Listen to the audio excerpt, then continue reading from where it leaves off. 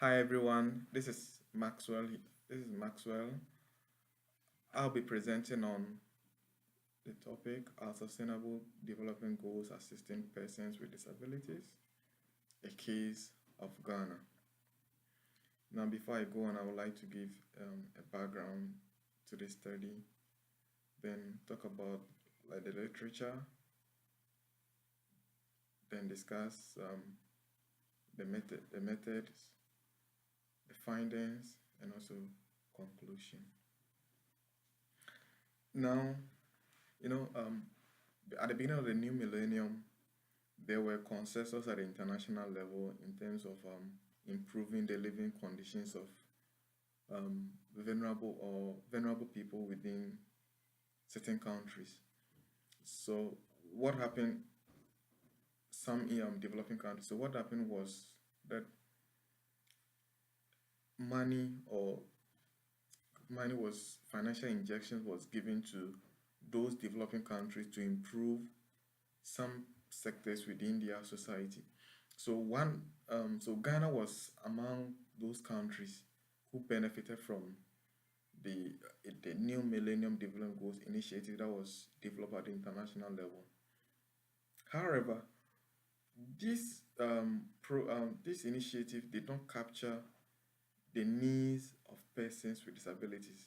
So when you read the eight goals, the eight goals, there was nowhere that they mention what persons with disabilities.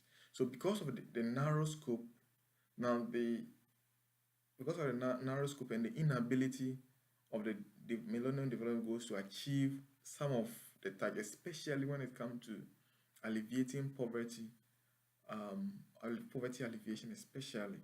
So now the idea is to expand it so that it can it can cover all everyone or every group in the society. So the core idea is no one should be left out. No, which means that the needs of persons with disabilities will be taken care of in such and in the next 15 years. That is the Sustainable Development Goals, which has 17 goals and 169 targets. So when you read through all the document, the SDG document, you realize that the main idea is to do what is to alleviate poverty. So, but the literature tells us that persons with disabilities are being faced some barriers which limit them, which makes them poor within their societies. So before they can also we can alleviate poverty, that means we need to take care of those particular goals or those particular barriers they encounter in societies. The literature in Ghana tells us that disability, there's cultural interpretation of disability, which means that when you give birth to an individual with disability, they are being linked to um, the creation of what an external creation of a deity or a god who um, who is punishing families. That's why they're giving birth to a person with disability.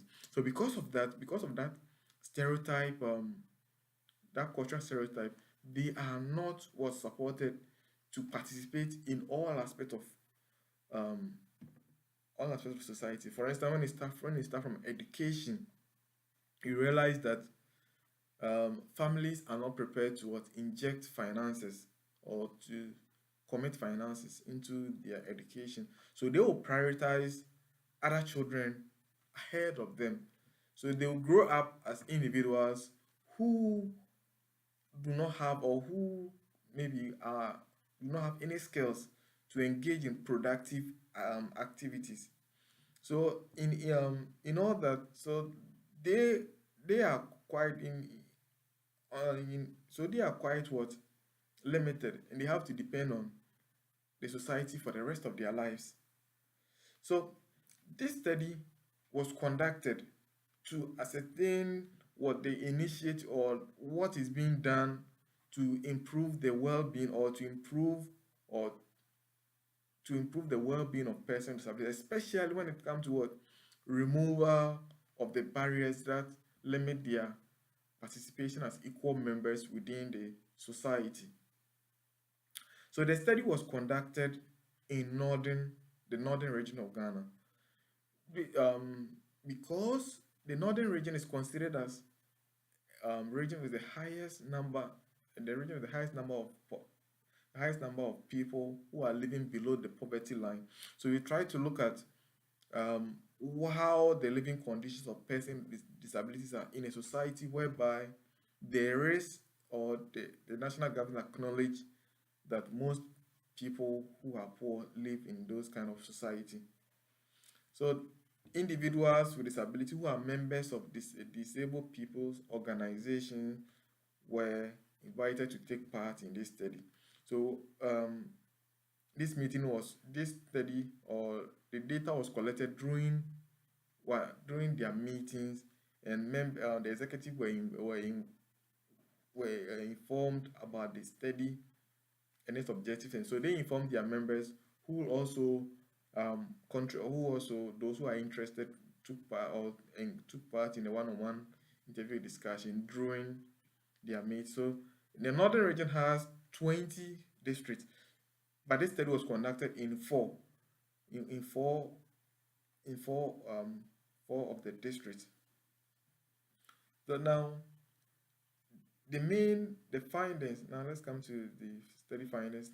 What we found was that most of the participants acknowledge the existence of poverty among persons with disabilities, and uh, they, they narrated from their the rationale, the reason why they are unable to break barriers in the society because of what pertains within how they are being taken care of at the family level, whereby they are not considered as equal members or as equal partners who will contribute economic or who can be productive to contribute into the to or support other members of the families. So because of that, because they are considered as dependents dependents in the society, they are not supported at the family level to have access to some of especially education, because education comes at a cost, and families have to support individuals in financially to be able to participate in education or at all levels of education, right from the primary level up to the secondary level. And they acknowledge that even those who were able to access education um, narrated that the schools do not have the needed facilities to accommodate their needs. They exist at the end.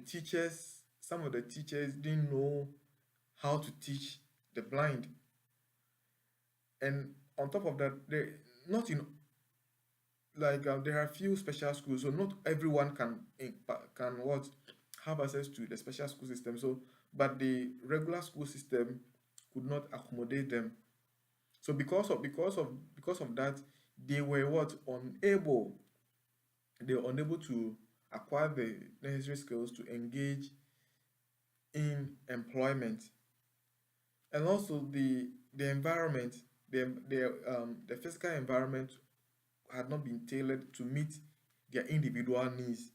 So they were, in terms of their mobility, they also have mobility problem, could not move freely in society because of open gutters, um, ram lack of